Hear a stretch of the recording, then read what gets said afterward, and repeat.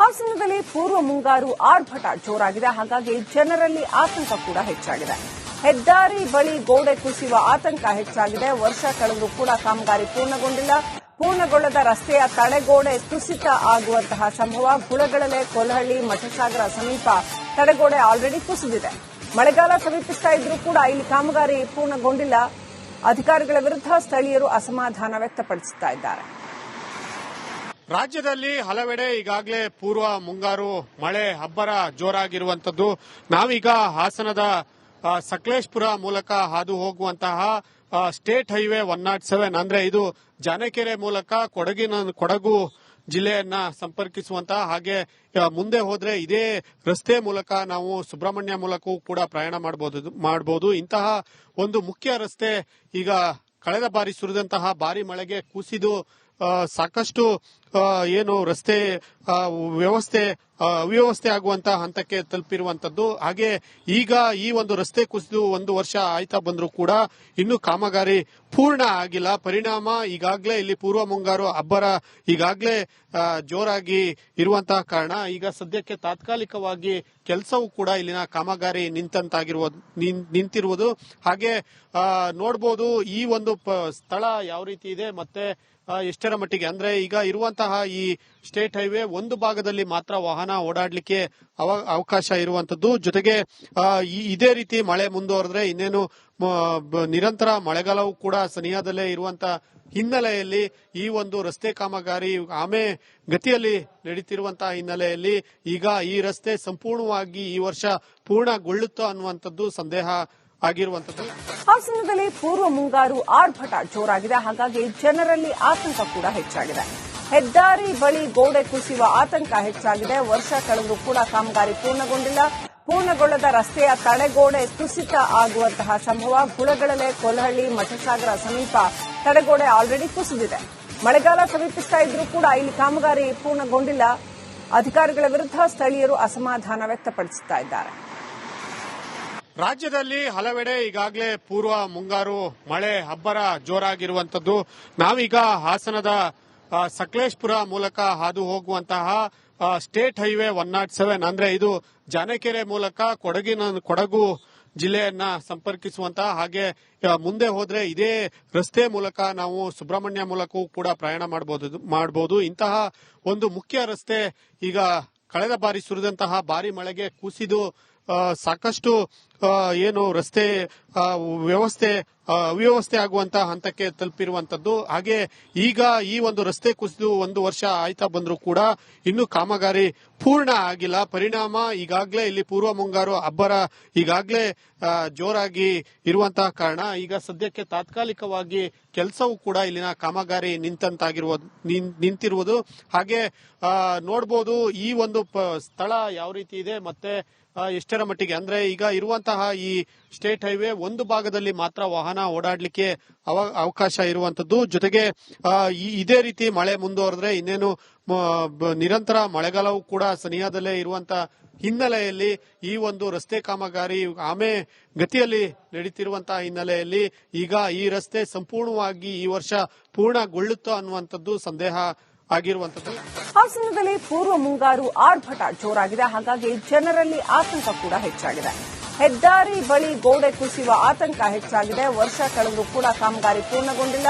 ಪೂರ್ಣಗೊಳ್ಳದ ರಸ್ತೆಯ ತಡೆಗೋಡೆ ಕುಸಿತ ಆಗುವಂತಹ ಸಂಭವ. ಗುಳಗಡಲೆ, ಕೊಲಹಳ್ಳಿ, ಮಠಸಾಗರ ಸಮೀಪ ತಡೆಗೋಡೆ ಆಲ್ರೆಡಿ ಕುಸಿದಿದೆ. ಮಳೆಗಾಲ ಸಮೀಪಿಸ್ತಾ ಇದ್ರೂ ಕೂಡ ಇಲ್ಲಿ ಕಾಮಗಾರಿ ಪೂರ್ಣಗೊಂಡಿಲ್ಲ.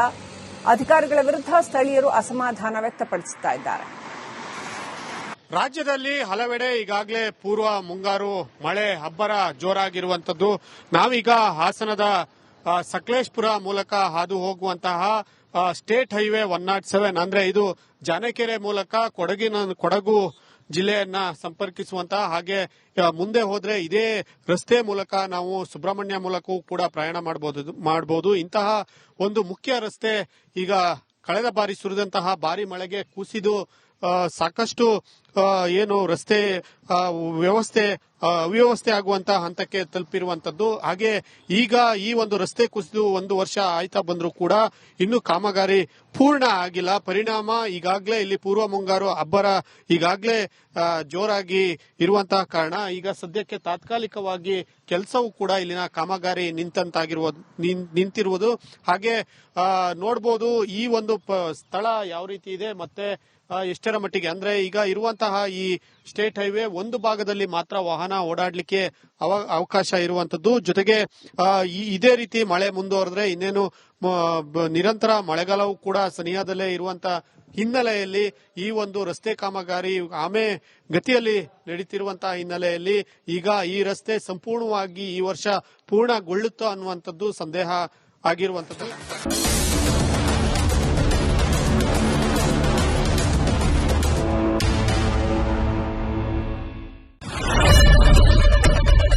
ಏನ್ ಪ್ರಾಬ್ಲಮ್ ಇಲ್ಲ ಏರಿಯಾದಲ್ಲಿ? ಏನ್ ಪ್ರಾಬ್ಲಮ್? ಏನ್ ನಿಮ್ ಪ್ರಾಬ್ಲಮ್? ಇದೆಲ್ಲ ಪ್ರಾಬ್ಲಮ್ ಆಯ್ತಿಲ್ಲ ಹೇಳಿ. ಏನ್ರಿ ನಿಮ್ ಪ್ರಾಬ್ಲಮ್? ಏನ್ ನಿಮ್ ಪ್ರಾಬ್ಲಮ್ ಅಂತ ಹೇಳಿ. ಯಾರಪ್ಪ ನಗರಕ್ಕೆ? ಗಾಂಧಿನಗರ, ದಾಸರಹಳ್ಳಿ, ರಾಜರಾಜೇಶ್ವರಿ ನಗರ, ಚಾಮರಾಜಪೇಟೆ, ಹುಬ್ಬಳ್ಳಿ, ಚನ್ನಮರುತ್ತದ, ಮೈಸೂರಿಗೆ ಬಂದಿರೋದು. ಬ್ಯಾಡಗಿ ತಾಲೂಕಿಗೆ ನಾವು ಬಂದಿವ್ರಿ.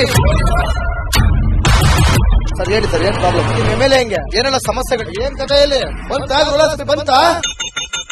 ಅಯ್ಯಪ್ಪ ಯಾವತ್ತೂ ಬಂದಿಲ್ಲ. 2 months ಇಂದ ನೀರಿಲ್ಲ. ಟ್ಯಾಂಕರ್ ಬರ್ಬೇಕಾದ್ರೆ ರೋಡ್ ಸರಿ ಇಲ್ಲ ಅಂತ ಯಾರ ಹತ್ರ ಹೋಗಿ ಹೇಳೋದಕ್ಕೆ ನಮ್ಗೆ ಯಾರು ಇಲ್ಲ. ಇಲ್ಲಿ ಕಿತ್ತೋದ್ರೆ ಏನ್ ಅಲ್ಲ ಹಾಳಾಗೋದ್ರು ಇದು ಯಾರು ನೋಡರೇ ಗತಿ ಇಲ್ಲ. ನಾವಿದ್ದೀವಿ ಅಂತಾರೆ ಇವಾಗ ಯಾರು ಎಮ್ಎಲ್ಎ ಮಗ ಒಂದ್ ದಿವಸನೂ ಬಂದಿಲ್ಲ. ಫುಲ್ ಸ್ಟ್ಯಾಂಡರ್ಡ್ ಲಕ್ಸುರಿಯಸ್ ಬೆಡ್ರೂಮ್ ಐತ್ರಿ ಅದ. Taj West End, Radisson Blu. ನಿಮ್ದು ಮೀಟಿಂಗ್ ಇಲ್ಲಿ ಮಾಡ್ರಿ. ಇಷ್ಟು ವರ್ಷ ಆಯ್ತು. ಇದಕ್ಕೆಲ್ಲ ಯಾರು ಸರ್ ಜವಾಬ್ದಾರಿ? 200 ರೂಪಾಯಿ ಹೋಗ್ತೀನಿ ಬರ್ತಾ ಇದ್ದೀನಿ. ಟ್ಯಾಂಕಿ ಹೋಗ್ತೀರಿ ಬರ್ತೀರಿ 2000 ಮತ್ತೆ ಬರ್ತಾ ಇಲ್ಲ. 2000 ನಂದೇ ಹೊಂಟೈತು. ನಿಲ್ಲು ಮೇಲೆ ಭಾರಿ ಐಟ್ ಅದಲ್ಲ ಮಾರೇ. ಬರಲ್ಲ ಕಣ್ರಿ ಸರ್. ರಾತ್ರಿ 1 ಗಂಟೆವರೆಗೂ ಎಣ್ಣೆ ಅಂಗಡಿ ತೆಗಿಬೇಕಾದ್ರೆ ಬೆಳಗ್ಗೆ 4 ಗಂಟೆವರೆಗೂ ತೆಗಿಬೋದಲ್ಲ. ಮಗನೂ ನೋಡಲ್ಲ, ಯಾರು ನೋಡಲ್ಲ. ನಾನು ಒಬ್ಬಳು ನೋಡ್ಕೊಂತೀರಜ್ಜ. ಮೊಮ್ಮಕ್ಕಳಿಗೆ ಅಮ್ಮ ಅಪ್ಪ ಇಲ್ಲ, ಅವರು ನೋಡಿ ಬರ್ತಾ ಇದೀವಿ. ದೇವ್ರು ಬಿಟ್ಟಂಗೆ ಆಗುತ್ತೆ.